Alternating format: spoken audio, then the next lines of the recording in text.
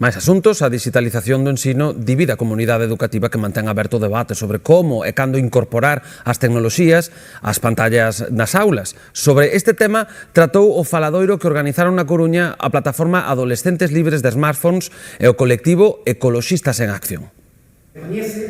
O debate sobre a digitalización do ensino leva tempo aberto e cada vez hai máis foros de discusión como este dirixido á comunidade educativa para afondar nos pros e contras dun modelo que xera dúbidas en moitas familias.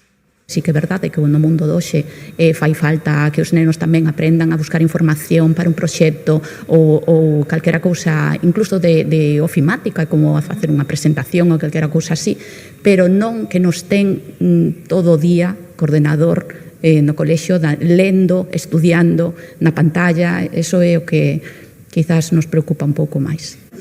Na escola da súa filla traballan co proxecto Digital Edisgal a partir de quinto de primaria, aínda que ela é máis partidaria dos libros de texto en papel e dos cadernos de toda a vida. Participou neste faladoiro como nai preocupada polos posibles efectos nocivos do que desde Ecoloxistas en Acción denominan hiperdigitalización da infancia. Todo dá a que afecta a memoria a corto prazo, afecta a lectoescritura. Saiu un estudio fai pouco tempo na Universidade de Valencia que conclúe que cando se lee en unha pantalla non se retén ni se é capaz de memorizar ou de concentrarse igual que no papel. Piden aplicar o principio de cautela e revisar o modelo de digitalización escolar, como acontece en Suecia, onde a Asociación de Pediatría pediu a eliminación das ferramentas digitais en preescolar e limitar o seu uso en primaria e secundaria.